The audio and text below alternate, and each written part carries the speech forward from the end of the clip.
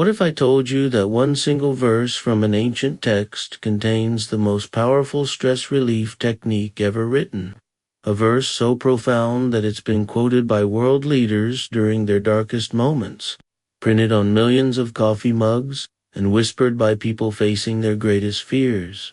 This isn't just poetry, it's a psychological masterpiece that modern science is only now beginning to understand. In the next few minutes, you'll discover why Psalm 46 verse 10 has become the most quoted stress buster in human history, and how understanding its original context can completely transform the way you handle life's storms.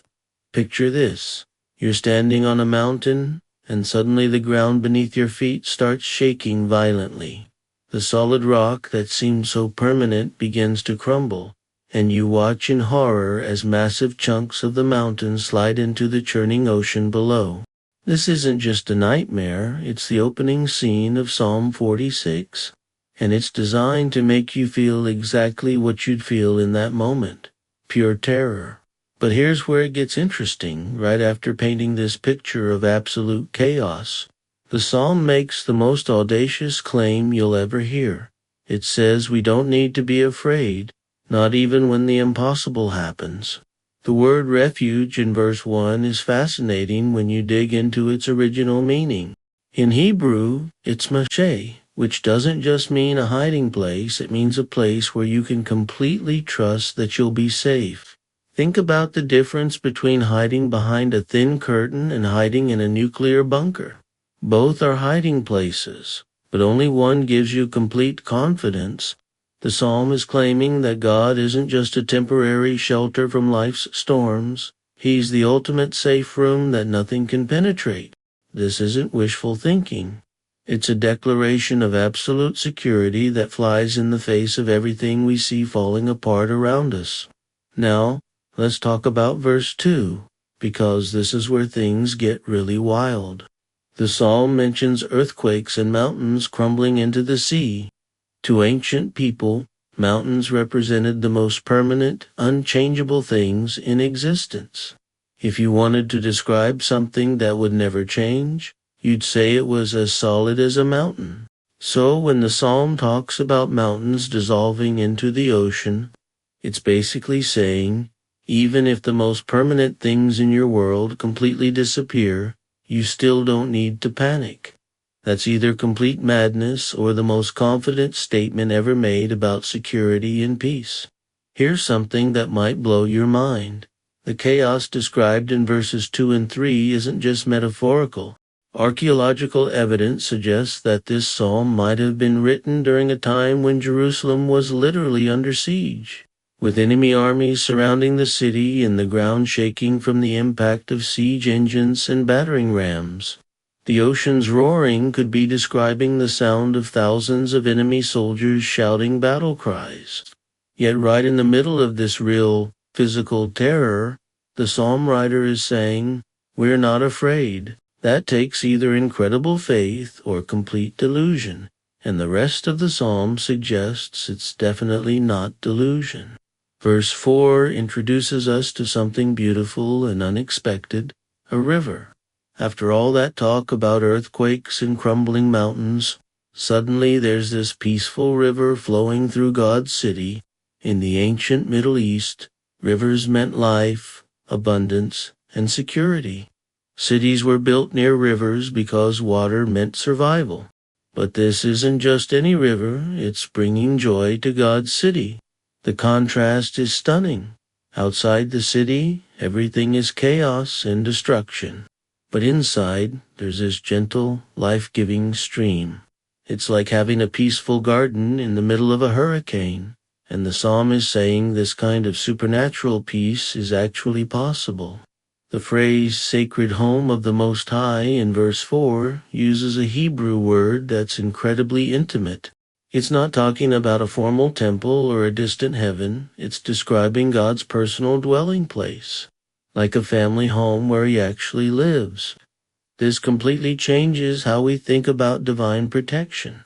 It's not like having a powerful king who might help you if you're lucky. It's like having the most powerful being in the universe, literally living in your neighborhood. personally invested in your safety and well-being. That's the kind of security the psalm is describing. Verse 5 makes a promise that seems impossible. God dwells in that city. It cannot be destroyed. This isn't talking about physical buildings that can never be knocked down. History shows us that Jerusalem was actually destroyed multiple times. Instead, it's talking about something much deeper and more permanent. It's saying that whatever God truly inhabits becomes indestructible at the most fundamental level.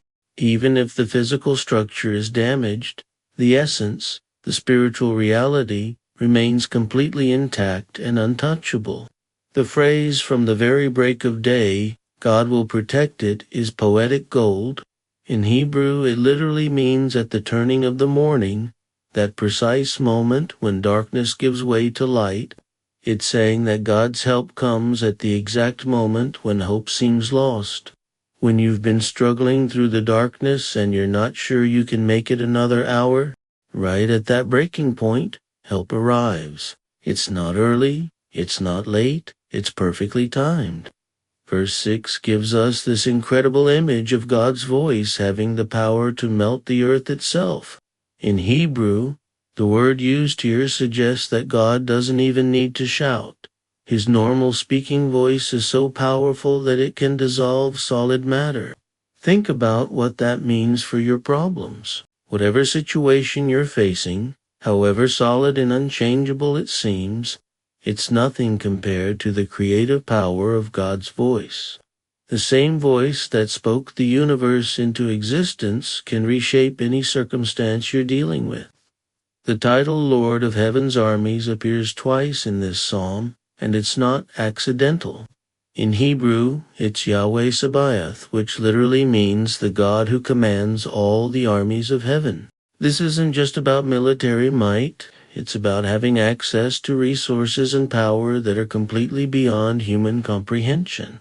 Imagine having the commander-in-chief of all cosmic forces personally committed to your well-being. That's the level of backup this psalm is describing. Verse 8 invites us to come and see God's works. This isn't a passive observation. It's an active investigation. The psalm is so confident in what God can do that it's essentially saying, don't just take my word for it. Look around. Examine the evidence. See for yourself how God operates in the world.